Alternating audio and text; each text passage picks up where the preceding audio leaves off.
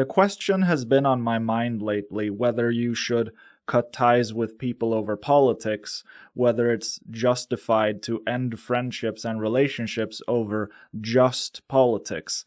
I think it's a question that's been on a lot of people's minds given how polarized we've become as a direct result of the increasing radicalization into the extreme right.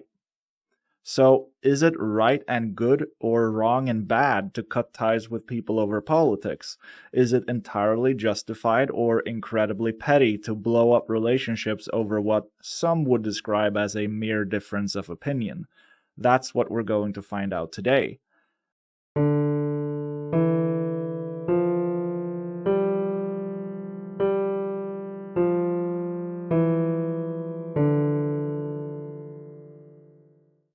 I should have probably published this episode before Thanksgiving, but then I remembered that I don't keep track of when Thanksgiving takes place, and I don't care about it because I'm not American. Now, the discussion will by and large be framed around the US election and Trumpism. The reason for that is because online discourse is heavily dominated by US politics, for better or more likely worse. I could also have the exact same discussion but frame it around the far-right Sweden Democrats in my home country, but far fewer people would have a solid understanding of the context. Regardless, the best place to start is probably by coming to an understanding of what politics even is.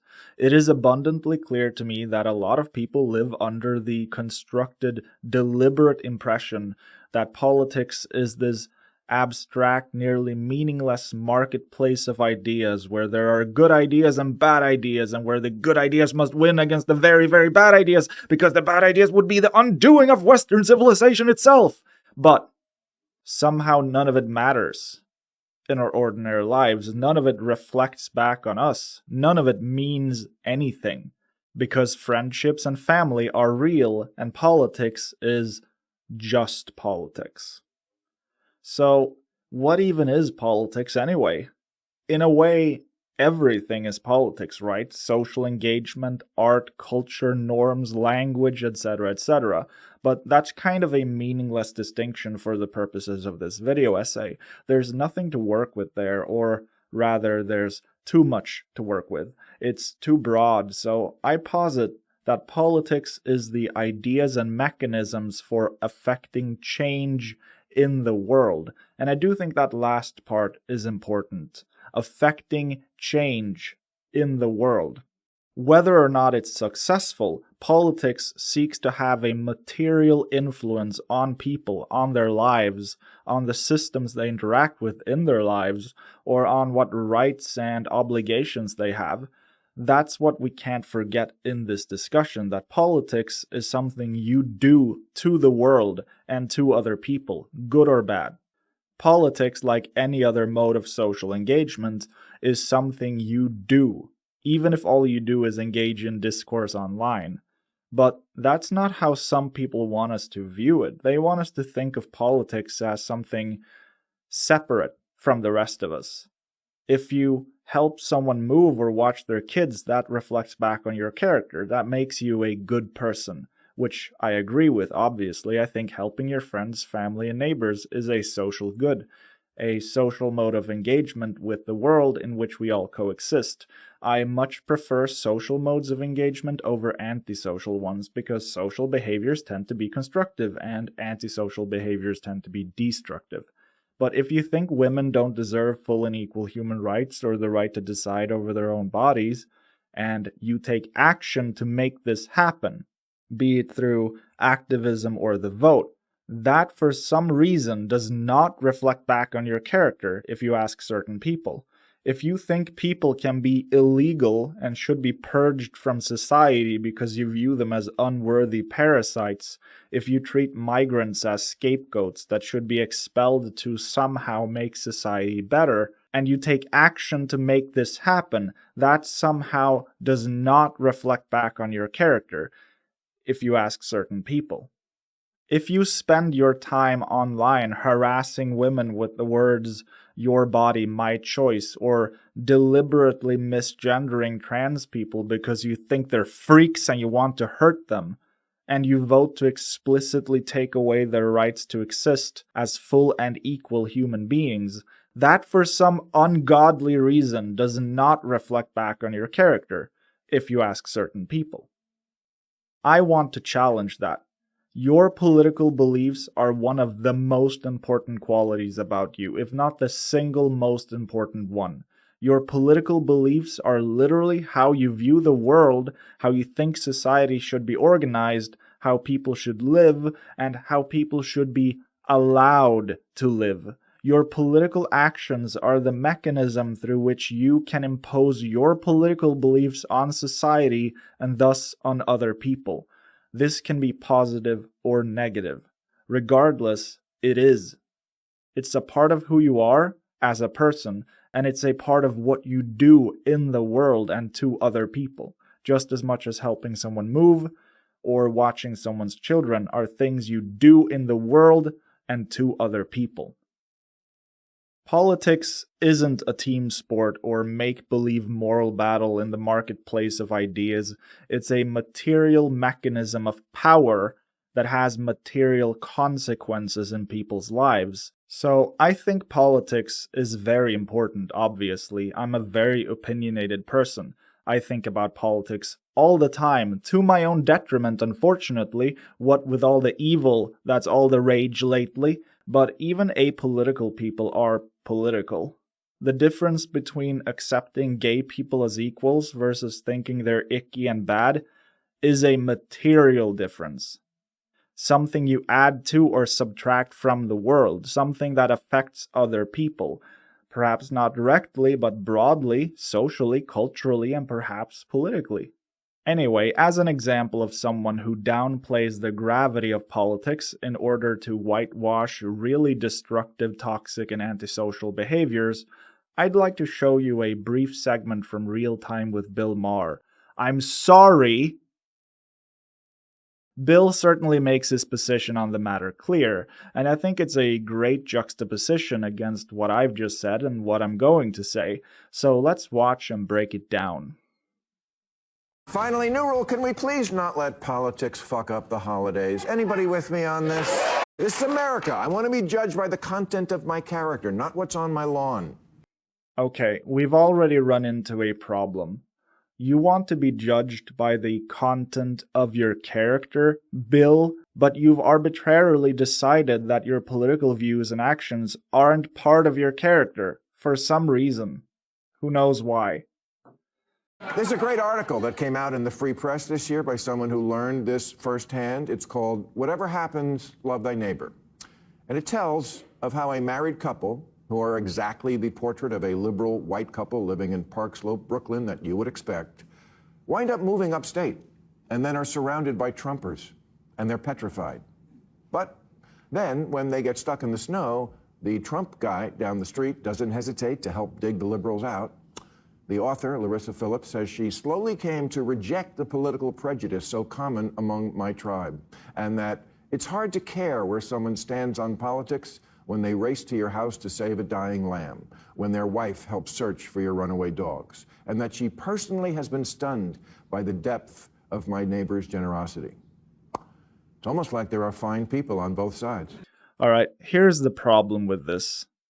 Actually, there are a lot of problems with this. For one, you could easily flip it on its head. It would be very easy for a woman to say it's hard to care that someone drove you to the airport when they just voted to take away your fundamental human rights.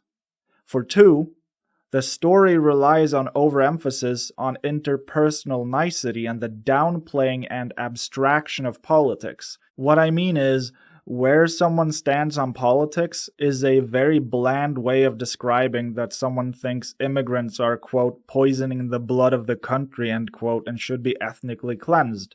That they think trans people are groomers and degenerates that need to be eradicated from society. That they think the military should be used against the, quote, enemy from within, the radical left, end quote.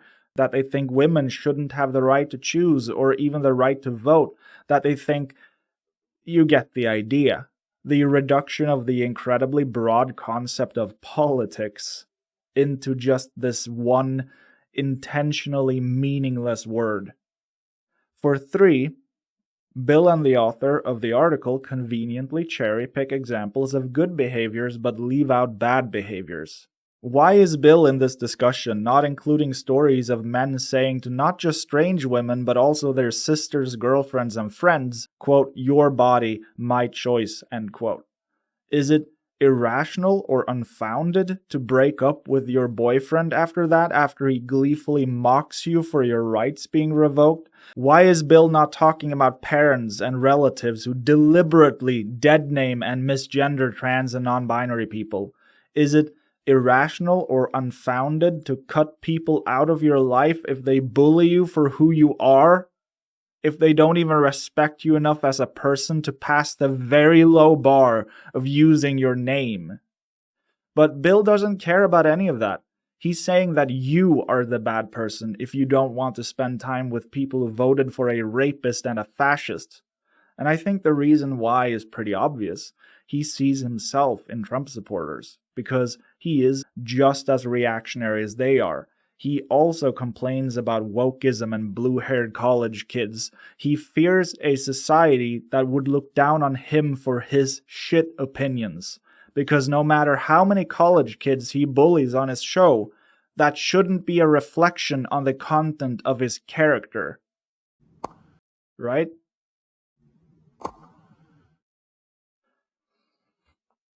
If we're going to remain a viable society, there must be some things that transcend politics, like disaster relief and law enforcement and helping neighbors. And fucking Christmas! Notice what he's doing here, okay? Disaster relief, law enforcement, Christmas. Disaster relief, law enforcement, Christmas. Public institutions should transcend politics, and therefore you, as an individual, also ought to. As if not inviting racist Uncle Bill to Christmas will be the undoing of society. The way Bill frames the entire discussion, the bigotry is not the problem. Your reaction to the bigotry is the problem. The reason society is polarized is not because of bigotry, but because you are too sensitive to bigotry. The reason society is polarized is not because of cruelty, but because you are too intolerant of cruelty. That's his position. The chief psychiatric resident at Yale University, Amanda Calhoun, recently told Joy Reid it's okay to cut off family members if they voted for Trump and tell them, I'm not going to be around you this holiday. Oh, how pure. It's like not letting certain people sit with you on the bus.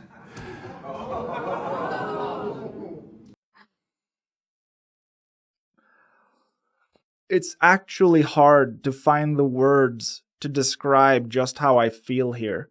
Bill Maher is a ghoul, a reactionary cretin full of hate.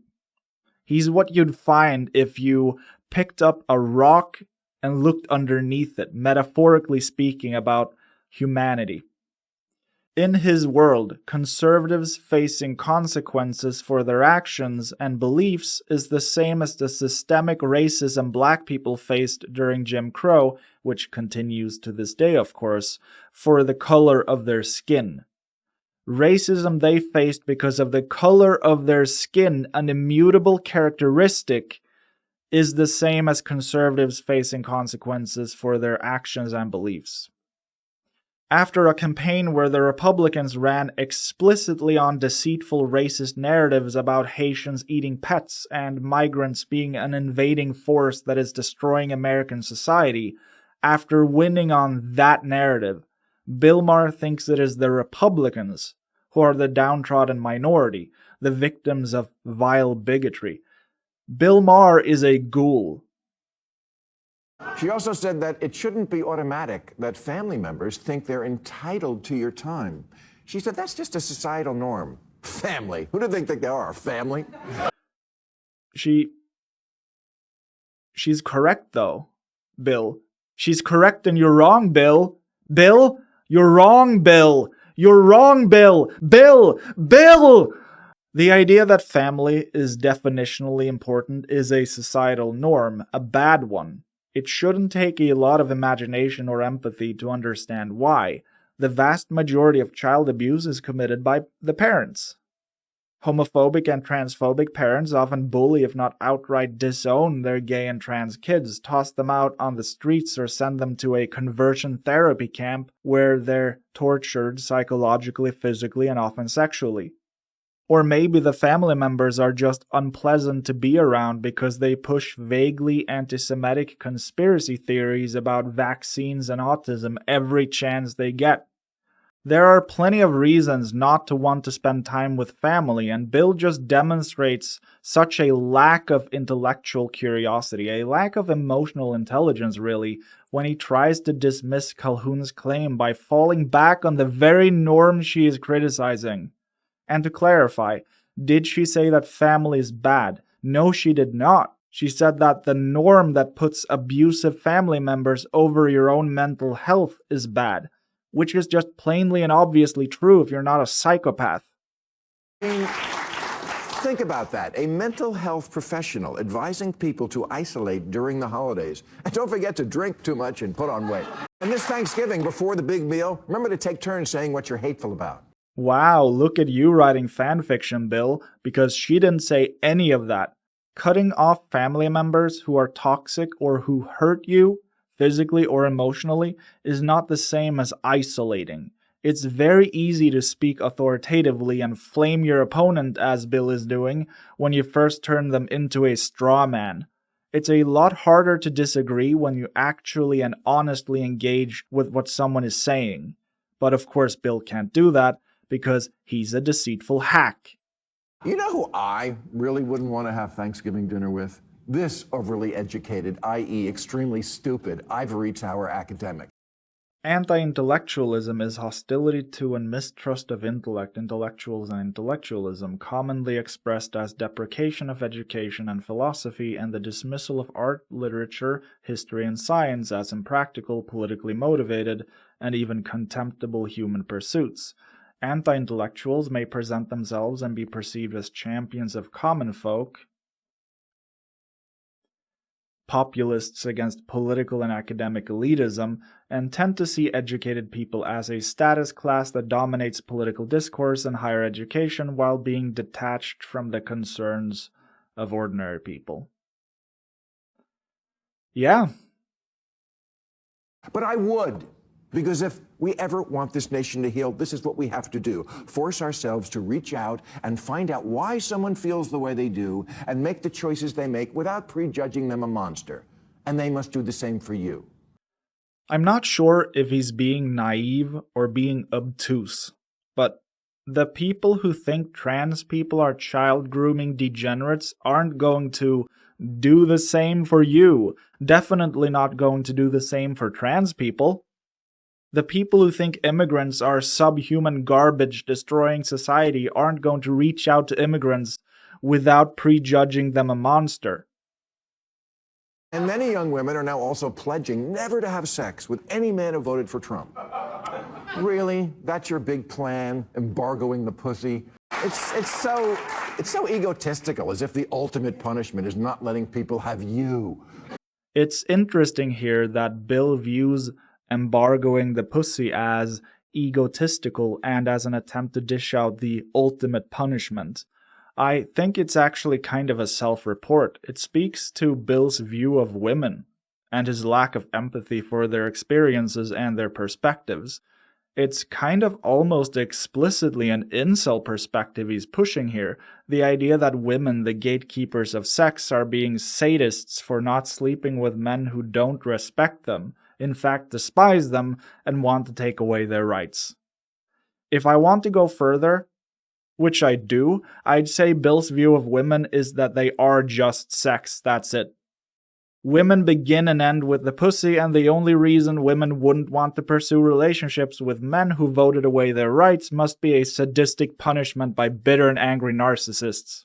Did you consider that maybe you're the bitter and angry narcissist, Bill? That it's easy for you to judge them from your bully pulpit, to look down on them as egotistical, hysterical women who are overreacting to the political victory of a serial rapist? Did you ever consider that they're full human beings with lives as vivid and real as yours, and that neither they nor their pussies exist to heal the nation? No? Alright then. Don't let Trump live in your brain like RFK's worm. Don't let him make you hate your family more than you do already. See, here's what Bill doesn't get, right? If you're a woman, imagine such a thing, and your father just voted away your right to an abortion, it's not Trump who's making you hate your father. It's your father who made you hate your father.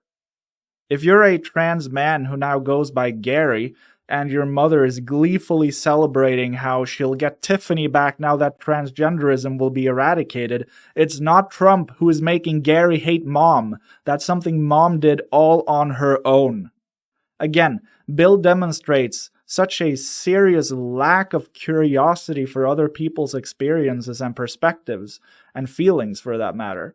Bill's entire argument relies on flattening everybody who disagrees with him into a Trump-deranged caricature, as if they're not capable of understanding and deciding for themselves whether or not someone should be in their lives.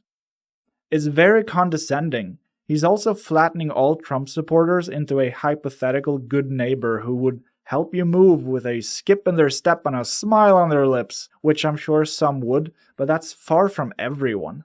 Look, we had an election. Trump will get the White House again, but this time, he's not going to get my mind. No, what got your mind instead is woke college kids and women who won't put out for Trump supporters. You're doing really well though, Bill, and everyone is laughing with you, not at you. My cat is scratching on the door outside. I don't think the mic can pick it up though. Anyway. Okay, we're done listening to Bill. I want to add here that he did include an example of a Republican sheriff who didn't want to help Democrats in his rant about transcending politics, to give his segment the illusion of criticizing both sides. I did not include that in the clips I chose because I felt it was disingenuous of him to have a quick dig at Republicans, the party that explicitly ran on taking away rights from minorities, but then spend the vast majority of the segment squarely blaming progressives for being anti-family and for being as bigoted against conservatives as society was against black people during Jim Crow. Like, he's lecturing women and trans people about how mean they are to the right, to the people who want to take away their rights. Bill likes to view himself as a sort of enlightened centrist or reasonable liberal. He still portrays himself as a progressive whose views haven't changed.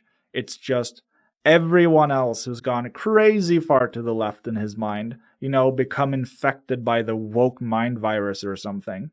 Granted, I am probably further left than he's ever been at any point, but I'd like to challenge the idea that he even is liberal, let alone progressive, let alone leftist. He's just not. He's a reactionary conservative whose wokest opinion is that he likes pot and pussy. That's why he complains about wokeness, goes after college kids, and pretends anti-conservatism is the real bigotry in society. At some point, he used to criticize the Christo-fascist right.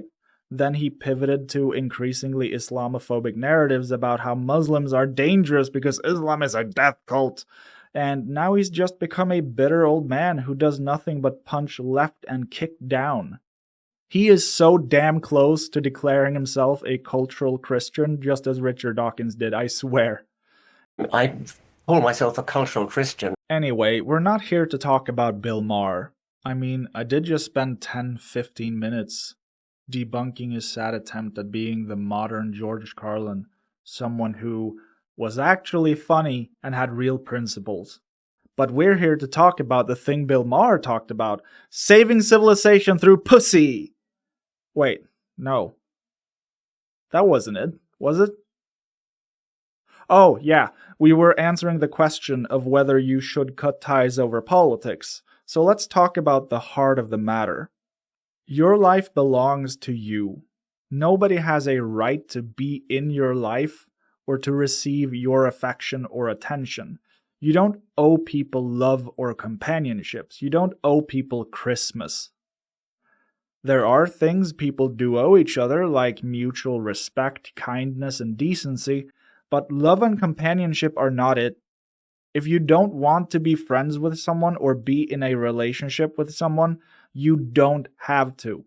And the reason why doesn't matter.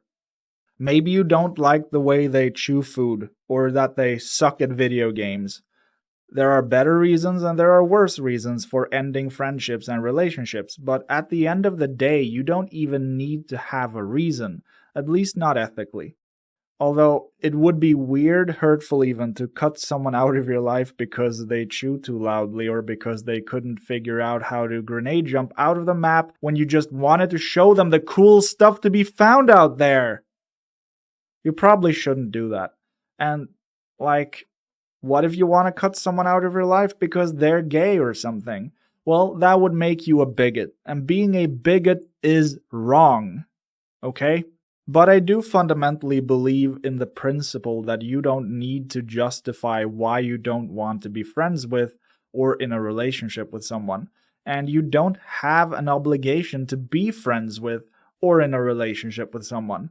If you don't want to be with someone, you don't want to be with someone. That's entirely an emotional issue, right? You can't argue with feelings. Feelings don't care about your facts. Excuse me, but we have very similar hobbies and interests, so logically you should want to be my friend. Who cares? Feelings are what they are anyway. Sometimes those feelings are a reaction to events in material reality, like whether someone voted for a rapist and a fascist. Other times, the vibe just isn't right. Either way, feelings are what they are. If you don't like someone, you don't need to keep them in your life. I don't support ghosting or being needlessly cruel. That's wrong. But you don't have to sacrifice your own happiness just so others can yell conspiracy theories at you over Christmas dinner. Obviously, there is an exception to all this, which is that parents have a moral and legal obligation to their children to care for them and support them both financially and emotionally. People talk a lot about parents' rights. Fuck that. Parents have obligations. It's children who should have the rights. The right to a loving home, the right not to be bullied by their parents for their gender identity or sexuality, the right to eat and sleep under a roof, and so on. So, no, you can't cut your 14-year-old gay trans son out of your life, dipshit. And if you cut your adult gay trans son out of your life, you're still just a fucking bigot. But children don't have any obligations to their parents. If you want to cut your parents out of your life, that is something you have every right to do. People like to emphasize the importance of family. You only have one mother. And then they throw that in the faces of people whose mothers or fathers bully them for being gay or trans their entire childhood, or beat them, or sexually abuse them. I love my family, but the support and affection I've received throughout my life are not inherent qualities of the relationship between parents and child. It's choices my parents have made, their behavior, who they are as people. And I'm grateful for that. That's why I love them. Not everyone has the same luck, and for those people it's understandable if they never want to see their abusive parents ever again. Or maybe their parents were groomed into a reactionary cult that had a moral panic over the fabricated lie that Haitian migrants were eating pets. Cut that shit out of your life without guilt, because you don't owe your parents access to you or to be part of your life. That's not a right they have, no matter how many years they've fed you. Just make sure you're safe. That's the ethical foundation I wanted to establish. Given that, is someone's politics a good reason to cut them out of your life? I'd say it depends, because politics is a very broad concept, as I mentioned before. To begin at the extreme end of things, someone being a neo-Nazi is probably a fairly intuitive reason not to keep them in your life. But someone thinking healthcare is a human right probably isn't a very good reason to cut them out of your life. The reason why is because these two very different political beliefs reflect very, very different value systems. Healthcare as a human right is just wanting people to be healthy and live long and prosperous lives. Neo-Nazism, on the other hand, is hateful and violent and nothing else. One is good and the other is bad. So where does Trumpism land in this good-bad spectrum? Well, I've already hinted at that pretty strongly, but let's go over it again. Trump and the Republicans ran on a platform of explicit xenophobic bigotry. Trump said of immigrants that they are, quote, poisoning the blood of the country, end quote. The conservative movement, including the Republican Party, including Trump, engaged in a moral panic over the existence of Haitian migrants, legal migrants by every definition, spreading racist lies about how they're supposedly eating pets, a rumor that was initially posted without citation in a Facebook group and then amplified by neo-Nazi groups. Trump regularly describes immigrants as an invading hostile army that needs to be defeated, and the way to defeat them is with mass deportations so extensive it amounts to pretty much explicit ethnic cleansing. Have you ever heard of an invading army whose only goal is to find honest work and better lives for themselves and their families? No? Because that's not my understanding of what an army does either. But if you live in an alternate reality where the existence of brown people is an attack on white people because white people end up being a slightly smaller proportion of the total population as expressed through a percentage, then I guess brown people just moving into the country would be considered an invading army. Trump's narrative about immigrants ties directly into the white supremacist conspiracy theories about white replacement and white genocide. In order to justify his racist narrative, Trump, who was found liable for rape in a court of law, who has been credibly accused by countless women of sexual assault, rape, and pedophilia, who has personally bragged about how he sexually assaults women, and who is a convicted felon, blanket describes immigrants as rapists and criminals. He calls them rapists and criminals, despite all of the things I just said. This despite immigrants being less likely to commit crimes than natural-born US citizens, and having no recourse to seek help when they are themselves victimized by crime, because help from the cops also means being arrested and deported for the crime of seeking a better life.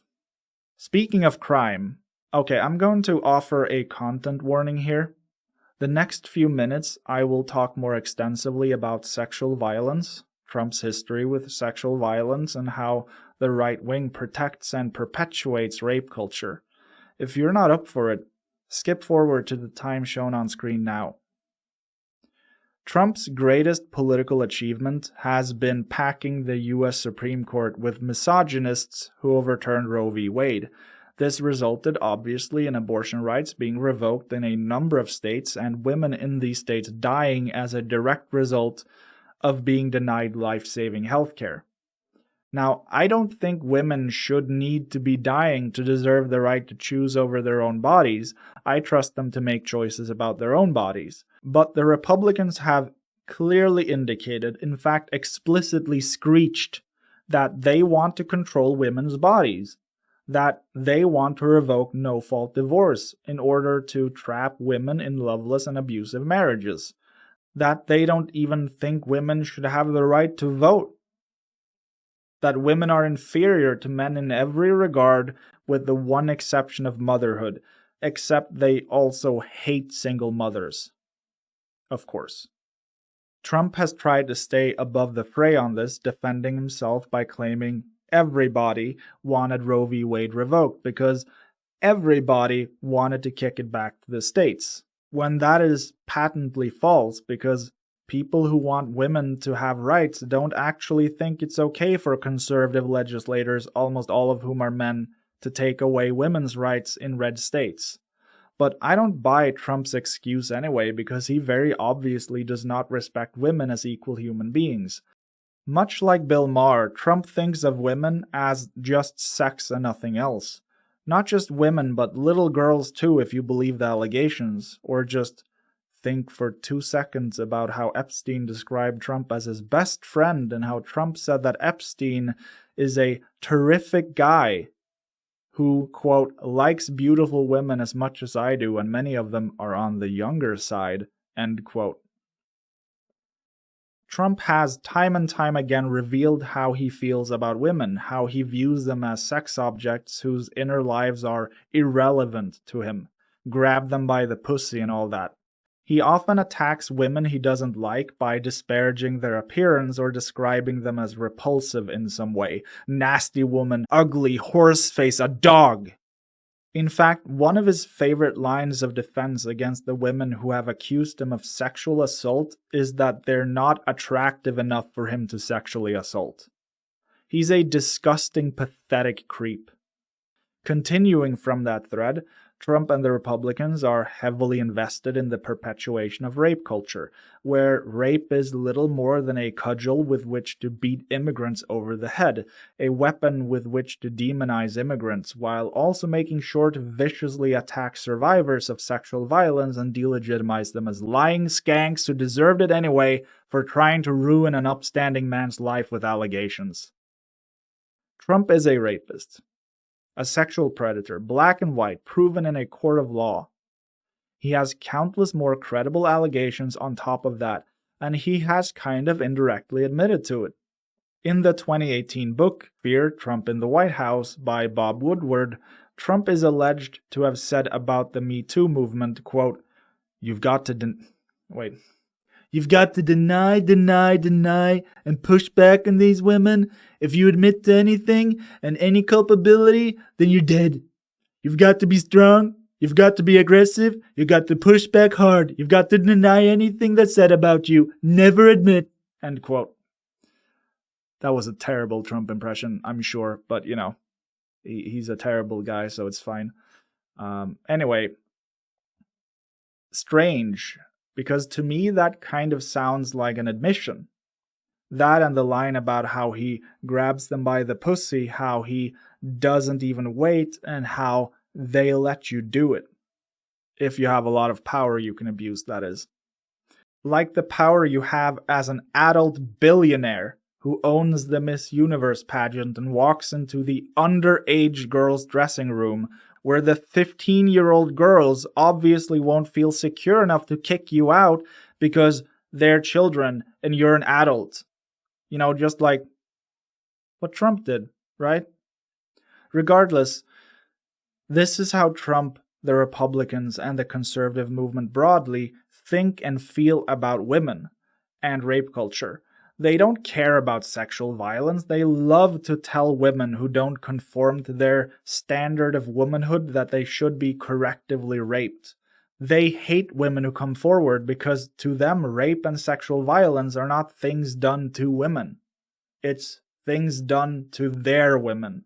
Their opposition to sexual violence begins and ends with the hypothetical scenario in which their women are being assaulted by minority groups they don't like.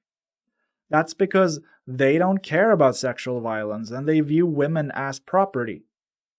In their worldview, white women are property of the white race.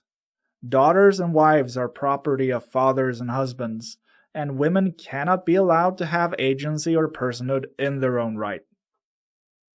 That's why the right only ever talks about sexual violence in the hypothetical context of people of color attacking white women or sexual degenerates, by which they mean LGBTQ people attacking their daughters. That's why they don't offer any solutions to sexual violence or rape culture. In fact, oppose solutions to sexual violence and rape culture, because to them, sexual violence is only ever something one of their political enemies can do to their property. Hence, their solution is to remove their political enemies from society through mass deportations or by eradicating transgenderism or by purging the undesirables. Indeed, Trump has spoken pretty explicitly about his desire to purge the undesirables, whether that's trans people whom the right calls groomers and degenerates that need to be eradicated. Of course, they obscure their calls for genocide behind euphemisms like defeating gender ideology or eradicating transgenderism, as if they're not just talking about human beings whose gender identity does not match their assigned sex at birth. But Trump has been far more explicit in his ambition to purge society of undesirables, like the many times he has talked about the necessity of using the military against what he calls, quote, the enemy from within, the radical left, end quote. Conveniently, his political enemies. Okay, so does every person who voted for Trump agree with Trump on all of the above? Probably not, I would say. You'd think they should know about all of this at this late stage, but the median voter truly is an inexplicable creature, and many of them are woefully uninformed and vote based on vibe and vibe only. What is true, however, is that a lot of Trump supporters agree with Trump on almost everything I outlined. And these true believers, the people who agree that immigrants are poisoning the blood of the country, or that the military needs to be turned on the enemy from within, or that transgenderism needs to be eradicated, they are not just vibing. They are categorically in favor of a far-right fascist agenda. They may not be neo-Nazis, at least not all of them, but they are ideologically far, far closer to neo-Nazis than they are to someone who wants everyone to have health care. You wouldn't want to be friends with a neo-Nazi because neo-Nazism is hateful and violent, and I posit, based on what I just outlined, that this is also true for Trumpism, which is more or less standard alt-right fascist nonsense, but with the idolization of Trump as a savior figure. This means that the true believers of Trumpism are also hateful and violent, in the same way as neo-Nazis. To be clear, I'm not talking about the median voter who voted for Trump because the price of eggs is too high. I'm talking about the true believers, the people you see posting return with a V on X. I, for one, think that is just as good a reason to cut ties with someone as neo-Nazism is.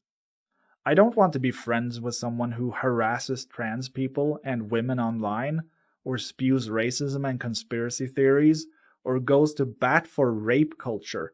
I think those things are very good reasons not to want someone in your life. You know, it's not just disagreements or differences of opinion.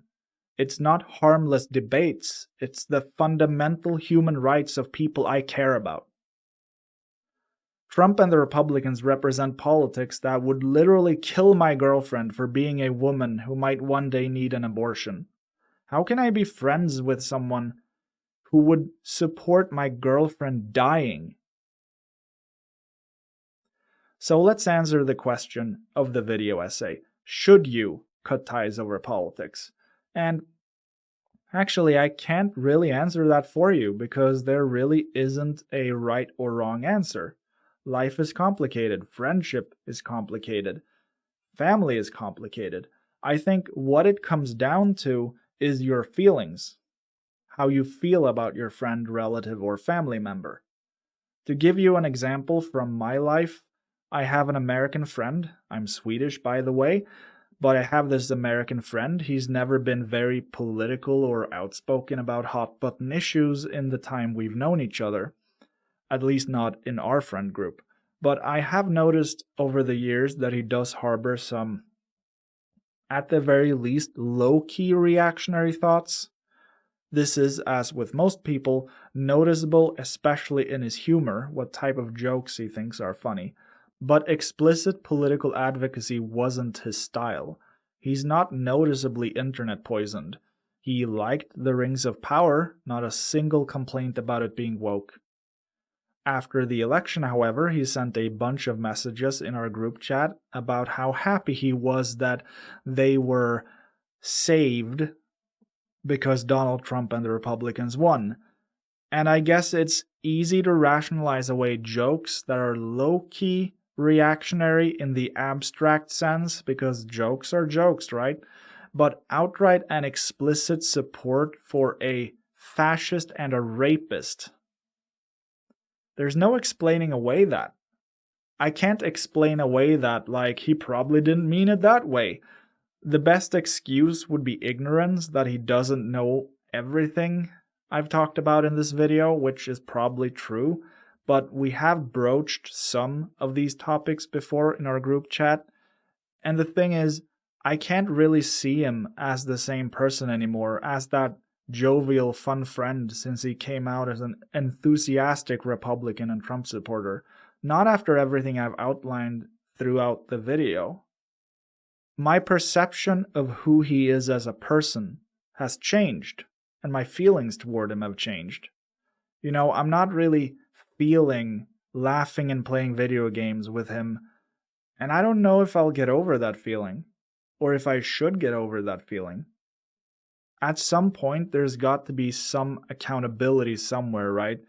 The reason racism, misogyny, and transphobia are allowed to proliferate is, at least in part, because people who aren't racist, misogynist, or transphobic are permissive of it instead of stamping that shit out. But then we get into an interesting aspect of the conversation, I think. How to best affect positive change in the world. If you cut people out of your life, you no longer have any influence on them after that. Then again, I've never made my opinions secret. I wear them on my sleeve. And that doesn't seem to have mattered much. Maybe losing a friend because your views are too extreme would be more impactful than anything that can be said. Maybe being unfriended would cause some introspection. I don't know. At the same time, open support for fascism needs to have consequences. That can't be normalized. Maybe it will lead to more polarization, but that's already happening anyway. You shouldn't get to bully and push down minorities and vote away their rights without blowback. Oh no! Blowback! That's kind of a side thing anyway, because it's not your responsibility to change people one way or the other. It's good if you do, but if you have an uncle who is calling you slurs and misgendering you, or an aunt who is saying your autism was caused by the vaccines you got as a baby, you don't have to suffer abuse in the vain hope of changing someone. If you don't want to spend Christmas with someone who denies your humanity, your full and equal personhood, you are not the one ruining Christmas, no matter how much Bill Maher would like to gaslight you and shift the blame. I can't and won't tell you what to do. Life is complicated. Friendship is complicated. Family is complicated. But what I can say is that it is fully within your right and power to cut ties with anyone over anything, and politics can be a very good reason to do so. Don't let anyone gaslight you into thinking far-right politics is a nothing burger, or that your feelings don't matter, that you need to suck it up and take the abuse, or you're the one ruining the holidays. There are no right or wrong answers. It's your feelings. It's your life. You decide who gets to be in it. Anyway, thanks for listening. This video ended up being much longer than I meant it to be. If you have any thoughts, leave a comment below. Remember to like and subscribe. It's very important that you like and subscribe, because that would make me happy. And I'll see you next time. Thanks.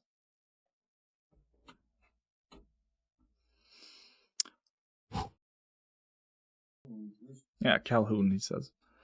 Calhoun. I have no idea if that's the correct pronunciation, but you know, names are names. Names are in fact names, if you didn't know that. Now we've learned that names are names.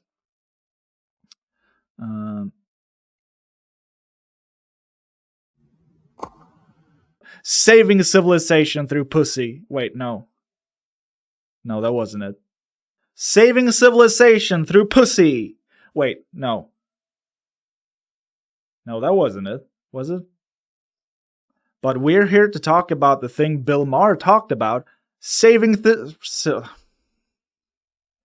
But we're here to talk about the thing Bill Maher talked about, saving civilization through pussy.